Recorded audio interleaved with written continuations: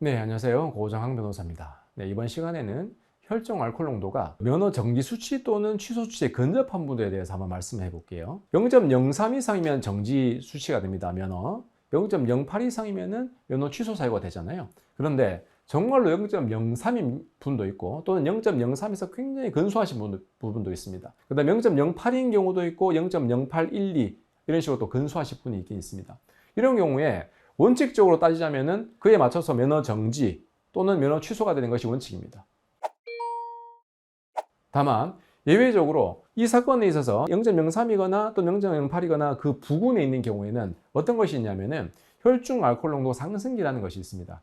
제가 다른 영상을 통해서도 이거에 대해서 말씀드린 바가 있는데요. 여러분들 혈중 알코올 농도 상승기라는 것은 음주를 한 후 30분부터 90분까지 혈중 알코올 농도가 계속 상승하다가 최고 정점을 찍고 그 다음부터 점점 내려온다 보시면 되겠습니다.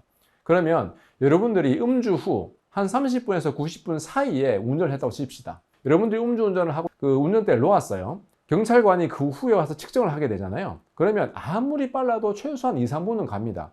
경우에 따라서는 5분, 10분 가는 경우도 있어요. 그러면 내가 음주운전 한 것은 언제입니까? 내가 후 불었을 때 0.03이 나왔는데 후 불었을 때가 아니라 나는 그로부터 3분 전, 5분 전, 10분 전에 운전했잖아요.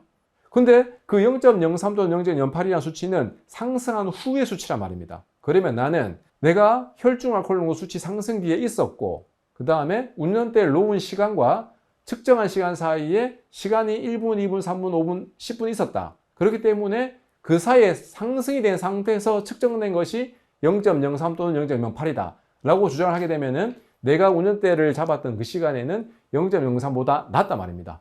0.08보다 낮다 이 말입니다. 그죠? 그래서 그 부분을 잘 입증을 해가지고 잘 언급을 한다면은 내가 면허 정지 또는 면허 취소를 받지 않을 수 있습니다.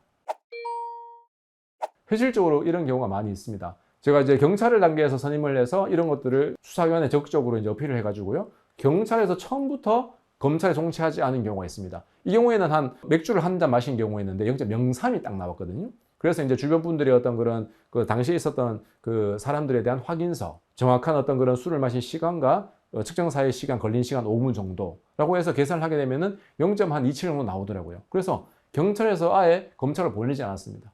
경찰 불송치결정으로 끝난 것이죠. 면허도 바로 그냥 이제 취소 안 나고 계속 운전하게 되는 것이고요.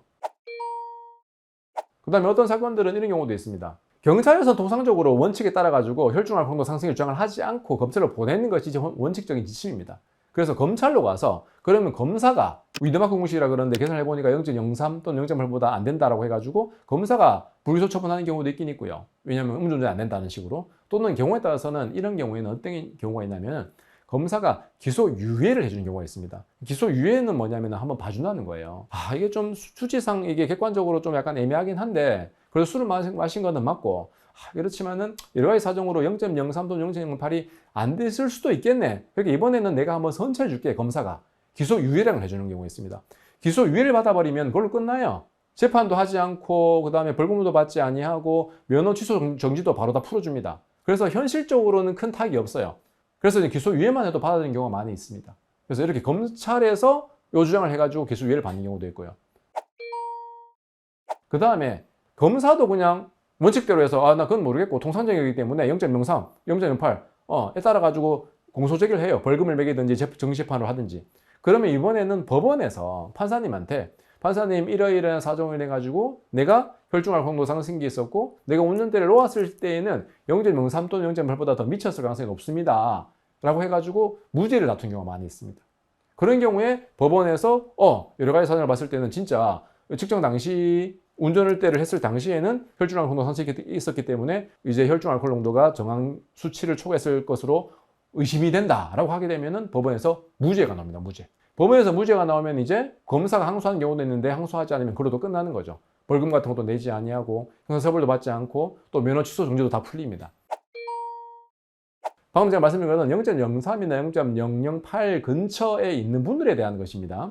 여러분들이 0. 예를 들면 뭐 1 넘어간다, 0.5 넘어간다 이렇게 했을 경우에는 음주 종료 시간과 측정 사이가 10분, 20분, 30분 이렇게 많이 나오는 경우라면 역시 그 공식을 정해가지고 계산을 해가지고 낮출 수 있는데 이런 경우는 현실적으로 많이 없고요. 다만 정말로 근소하게 그 수치에 붙어 있는 분들은 위드마크 공식을 정해가지고 반감기를 적용해가지고 수치를 계산해 보면은 더 낮아진 경우가 있기 때문에 그렇게 근소한 경우에 있는 경우라면은 적극적으로 한번 검토를 해보시는 게 좋습니다. 중요한 것은 경찰이나 검찰이나 법원에서 먼저 이것들을 알아서 판단해 주지 않습니다. 반드시 피고인 쪽에서 변호인의 도움을 받아서 법리적인 주장을 하면서 여러 가지 어떤 사정들을 내가 술을 마신 시간, 카드 결제 내역이라든지 주변의 어떤 사실 확인서 이런 것들을 내가지고 내가 적극적으로 주장을 하고 그 주장을 뒷받칠 만한 자료를 첨부해야지만이 수사기관, 경찰이나 검찰이나 법원에서 봐준다. 그렇기 때문에 쉽게 여러분들이 그냥 승복하지 마시고 이런 예외적인 경우에 해당한다면은 적극적으로 한번 법리적인 주장을 해보시는 것도 한번 방법이라 생각합니다. 참고하시고요. 감사합니다.